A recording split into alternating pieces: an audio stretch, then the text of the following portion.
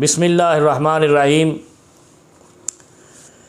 قال النبی صلی اللہ علیہ وسلم اذا سمع احدکم النداء والاناء علی یدہ فلا یضعہ۔ نبی علیہ السلام نے فرمایا کہ جب تمہارے ہاتھ میں سحری کے وقت کوئی برتن ہو، کوئی پانی کا گلاس ہو یا دودھ کا گلاس ہو یا چائے ہو یا نوالا ہو، تو ادھر سے اذان آ جائے تو آپ اس کو رکھیں نہیں، اس کو مکمل کر لیں، یعنی سحری کا وقت اذان کے خاتمے تک ہے۔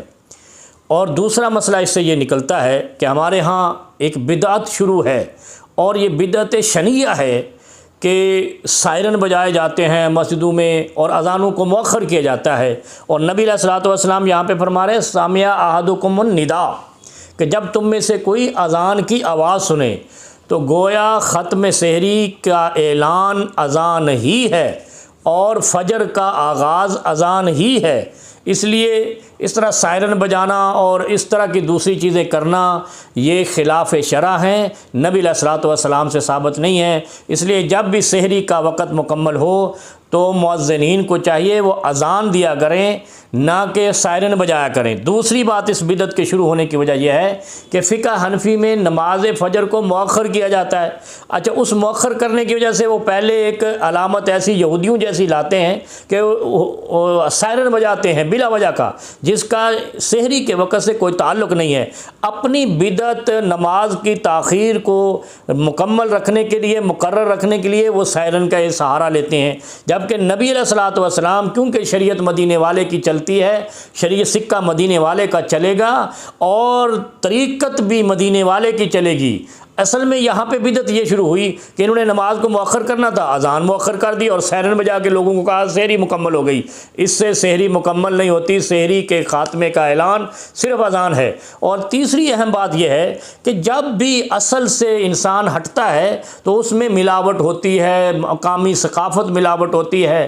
مدینے سے جب ہم نے اپنے ائمہ کو ہٹایا، کوئی کوفہ لے گیا، کوئی کہیں لے گیا، تو وہاں کے مقامی بدعات اور مقامی ثقافت تہذیب اس میں مکس ہو گئی، جس کی وجہ سے بدعات کو رواج ملا۔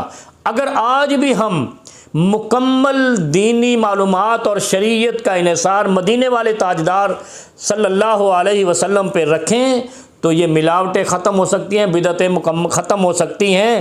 اس کی بنیادی وجہ یہ ہے کہ آپ دیکھیں نا، یہاں کراچی کے لوگ پشاور میں 4-5 سال رہ لیں تو ان کو پشتو آ جائے گی، تو اس کا مطلب پشتو اس میں مکس ہو گئی۔ ملتان کے لوگ کراچی آ جائیں تو ان کو بہترین اردو آ جاتی ہے، تو اس کا مطلب مقامی ثقافت اور تہذیب ان میں مکس ہو گئی۔ اسی طرح دین کے ساتھ چالاکی ہوئی ہے۔ مدینے والے تاجدار کی جو آسمانوں سے وحی کی صورت میں، وہی مطلوب اور وہی غیر مطلوب کی صورت میں دین نازل ہوا تھا، اس کو ہم نے غیر مقامی ائمہ کے حوالے فقہا کے نام پہ دے دیا، اور وہاں کی مقامی جو رسومات تھی اس میں مکس ہو گئیں، اور آنے والی نسلوں کے لیے وہ بدعت کے طور پہ دین کا حصہ بن گئی، اور وہ بدعت ماننے کو تیار بھی نہیں۔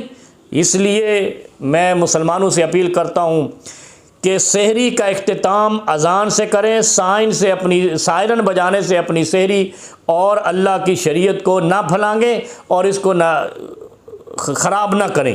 اسی طرح نبی علیہ الصلوۃ والسلام نے افطار کے لیے غروبت الشمس قرار دیا ہے، یعنی غروب شمس افطار کا بھی وقت ہے اور اذان کا بھی وقت ہے۔